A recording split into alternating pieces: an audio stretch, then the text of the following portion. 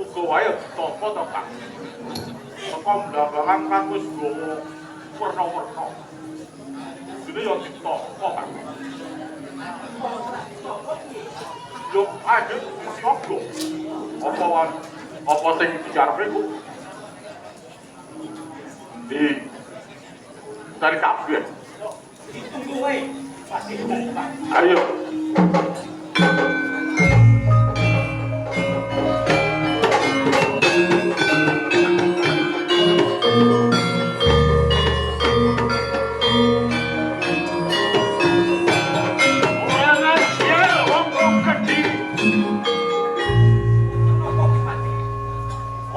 Sarang tolak dhewe pripun dipati.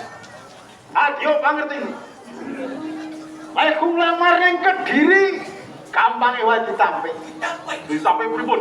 Urung rampung gonku matur nanging aku dicempalani sing jempalane ku nyuruh tepu. Kula prajurit disagake. Nggih, ora ulang-ulang dadi peperangan. Menika para prajurit sampun siaga sedaya, Bupati.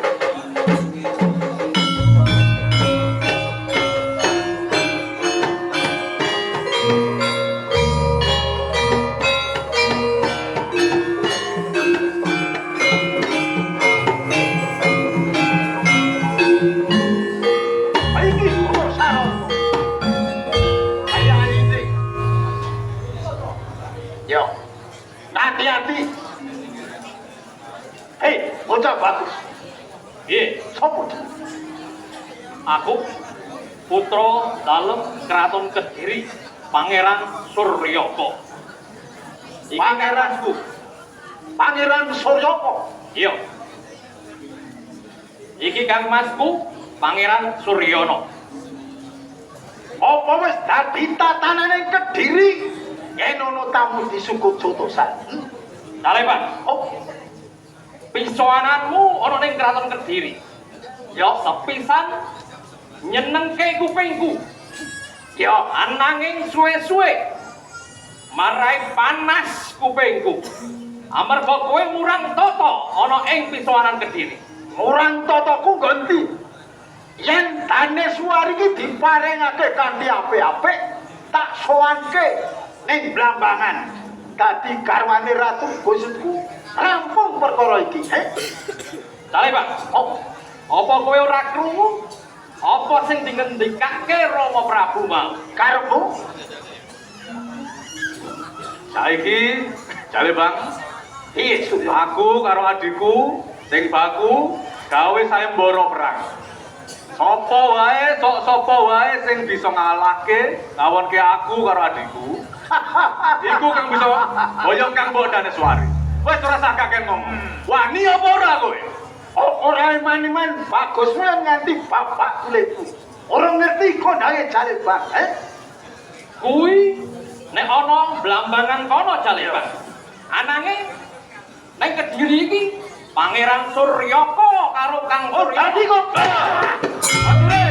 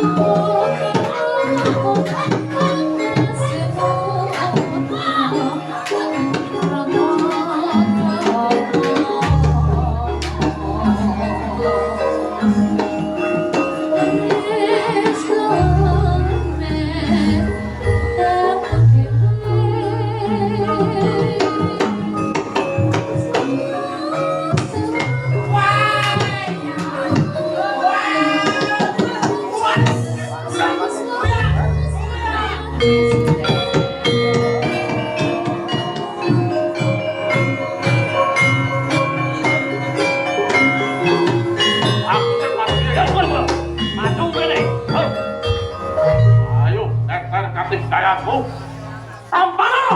Aduh.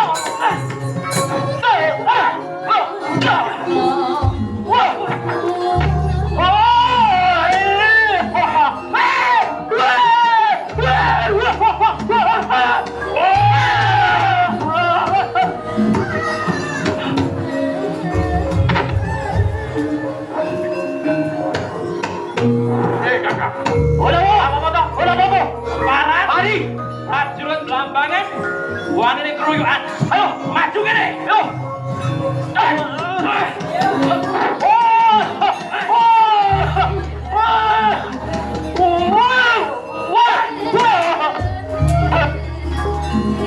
Kene, maju hitan kene. Ayo. Ayo, mati kowe. Mati.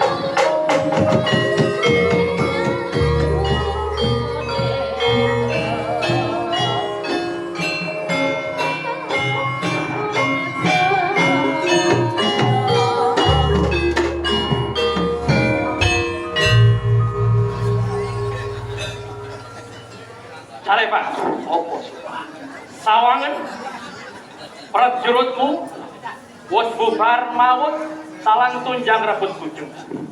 Ananging kowe isih wani malang kadak ana ing alun-alun iki. Karepmu piye? Suryono, Piye? prajurit kalah lumayu lumrah. Jeng yen isih calit pang meger-meger nang kene. Yen ngono, isih arep terus sing karepmu. Hah?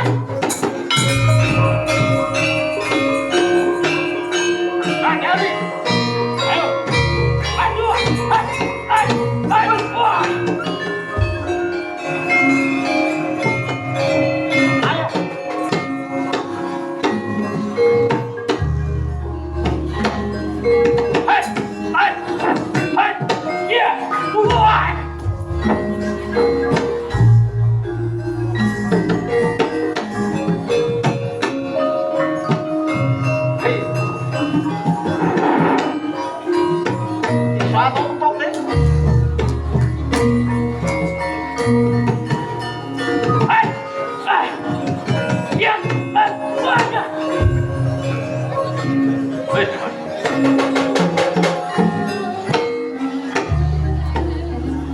Dale Bang.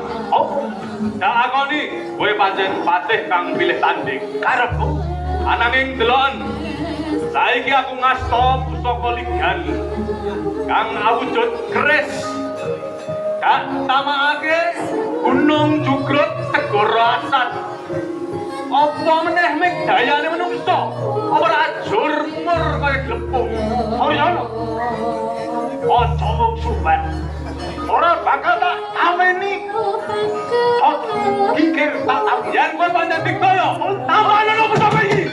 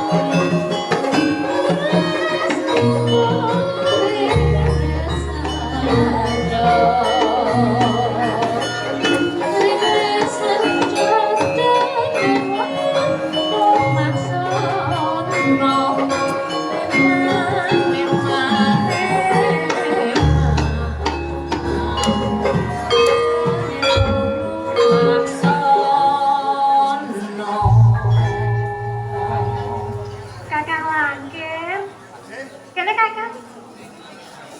Kang. Ket mau Kakang iki tak arep-arep lho. Aku wis matengane olah-olah. Lah Kakang lagi nang ndi wae to? Ada trabene yang ini ki yo wis bali saka sawah. Raminten. Kepiye Kang? Aku ki mulai saka sawah ngrampungi gawean. Biasane kowe ki wis nyawiske wedang laketang teh pahit. Nanging wektu iki uga ora nyawisake apa rampung apa nggon resik omah kene lan. Aku ki wis matengan Kang. Malah aku sing nganti-nganti tekamu lho Kakang Langit. Ada sabene ora nganti sore wis bali nemu saka sawah. Aku nek olah-olah aku jangan terong seneng aku tak olahke. Ora lali karo tempe garet kesenenganmu kae lho. Ada sabene Iya Allah. kowe wis goreng tempe garet durung ten ngono kae lho. Aku ki pirang-pirang dino ya ngengen ngiling-ngiling ngitung-ngitung dadi ora suwe meneh kuwi bakale dino lan pasarane petuke bapak toten. Oh. Jadi ket masuk Kakang Langit. Tak salam-salam kok kaya sedih, merengut ngono mergo kuwi, Kang. Iya, ya ora mengono kuwi. Awit aku lan kowe kuwi wiwit cilik ditinggal marang wong tuwa urip sak kloron. Rono rene ming wong loro nang sendang nang sawah lan sak penuturte ya wong loro iki dadi nyambut gawe saben dina ya nyukupi kebutuhane awake dhewe. Lah iya Kang, awak dhewe ya bener. Ken biyen yo ning runtang-runtung. Aku karo Kakang Langkir, mergo Bapak Simbo yo wis ra ono. Awake dhewe yo ning nang omah kula wentah tetanen. Iya, nanging dadi pangertiku ya tenggo menawa aku marang kowe saiki wis lengkap dewasa. Mula saka kuwi urung ora wulung kowe besok uga bakal ana kang priya kang mengku marang sliramu lho tenggo. Alah Kakang Langkir ki ora saku melang.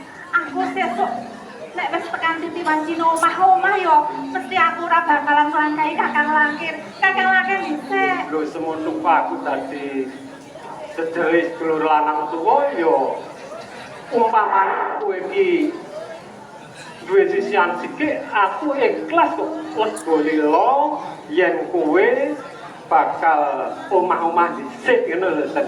Yo ora Kang. Aku malah luwih seneng yen Kakang Langkir duwe bojo sikik tegese ana sing ngewangi nggonku kegaweane omah to Kang. Aku ana kancane ngono lho Kang. Wes wong ora kudu sing tuwa dhisik jalaran aku diterima wong lanang ku ya gampang. Dasare tekan dina iki aku durung ana wanita sing bakal tak jak omah-omah ngono lho. Tenane. Iya. Awi iki kae Langkir dek ngeterke aku umbah-umbah nang mbele kae kok kaya ning jawil karo anake mbok dhewe tukinem kae. Wes. Lah kaya apa to wong aku pas liwat Kosenjan.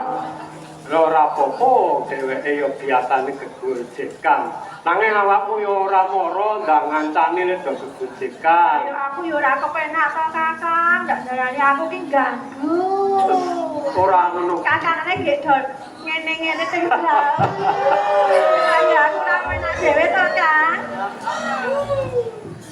Ora ngono kuwi. Aku kan duwe unggah-ungguh kono kuwi papane wong wadon kang padha adus, kene wong priya kang padha adus. Dadi nek lewat ki yo ming lewat tok ora yo ngemori wong wadon padha adus nang sendang ngono ten. Ah, sing sirat-siratan nikah Kakang Langkir wong Du. Kudu. Ah, dalan kuyu dhewe iki. Kudu yo. Kowe mung wewerwen kae ndelok aku paling ra. Ya tegese upama hoo ya malahane to, Kang. Nanging ngene yo ten yo. Kepiye, Kang? Mula aku rada sedih, rada bingung. Mula dina iki aku bakal kondo marang kowe ya ten. Kondo sing kepiye to? Kabeh kebutuhane keluarga nek mung kanggo urip awake dhewe anggonku nyambut gawe saben dina kuwi iki iso kecukupan. Iya. Nanging mengko yen bakal duwe gawe liyane upamane kowe dadi manten terus aku urung uga duwe sisian. Mula kuwi wong dadi manten ya butuhake bondo Prabyo sing ora sak isih. Iya, Kang, aku ya ngerti. Sing nak iso utang dhisik to? Tegese awak dhewe golek utangan ngono. Wong jenenge utangan ki ya kudu nyarupen jan. Kaya sak upamane. Mula saka kuwi ya Den ya Kepiye, Kang? damar mancung sinebet. Mula saka kuwi aku tak nyambut gawe dhisik. Kakang lagi arep nyambut gawe nondi to? Aku bakal suwita ana ing Kadipaten Blambangan. Golek gawean, mengko ya wis oleh gawean kena kanggo nyukupi kebutuhane awake dhewe iki. Kakang lagi arep lunga golek gawean. Iya. Kaya aku nang omah karo sapa? Yo ku kon ngancani sing ngegong apa sing njalan. Iso. Mungkin iki jalan sing biasane guliwan nang sendang ora bakal tepi. Ada sabene kakang langit ngancani aku mbak-mbak nang belik yo ngancani nang sawah yo runtar-runtur loro nang omah yo loro ane kakang langit lunga. Ada sabene aku nek nang pasar wae akeh joko-joko kasep yo sisa lho, Kang. Aja to nek kakang langit lunga ya aku kepiye? Aku ra yo wedi to nek arep mbak-mbak nang belik. Mula saka kuwi ya ten yo dadi wong wadon ojo tinggal unggah kuwi. Sampun, Pak. Yo sing iso njaga aja sampe wong lanang-lanang kae padha nyawang yo dadekke ora kepenak. Dadi kuwi aja ninggal Subasita kan. Ayo ora. Mula saka kuwi ya ten yo Kepiye, Kang? aku njaluk lilamu, aku tak pamit Aku melu, golek Kang. gawean. Wes aja kaya bocah cilik to. Aku Wong cilik kintal-intil mosok wis semene gedene engko nyrimpeti laku. Aku ora arep gregonis, Kang. Jenenge Aku ya kepengin karo Kutagara kaya ngapa to Kutagara ki. Aku ki ya nang omah terus tak ya kuwel to, Kang. Nek kakang lunga aku ya kudu melu to, Kang. wong kutha Blambangan iki ora cedhak, kutha sing rame mengko bakale ora ngerti kahananku kaya ngapa, mula nek kowe melu aku suwita ning Blambangan mengko mundak ngribeti lakuku to ten. Kang, Mula saka kuwi ten ya Cuk, piye ya? ora tega marang kowe, ora mergo aku tegel. Pancen kowe adikku sing paling tak tresnani. Tenang. Nanging Tresno kang ora minten lho, Kang. iya. Janji Iya. besok yen oleh gawean nang Kutagara, yo aku dipethuk utawa Sesuk ditulis nek tekan wis kono yo oleh gawean Kadipaten Blambangan, kowe tak kethuk tak kabari. Kang, Tak jak suwita nang Blambangan. ning kira-kira arep pirang dina apa pirang minggune mulunga? Ayo ora ngerti kok golek gaweane iki mbok sesasi rong sasi durung mangerti jan. Aja suwe-suwe to, Kang. Cuk. Waduh. Waduh, yo aja nganti 2 taun, Kang. Ora. Jan kepiye aku yo nang omah. Pokoke ngono ya ten ya, damar mancung cinepet. Aku njaluk lilamu, aku tak suwita nang Blambangan. Donga dinunga, mengko omah diresiki kabeh mengko yen ono karo kang.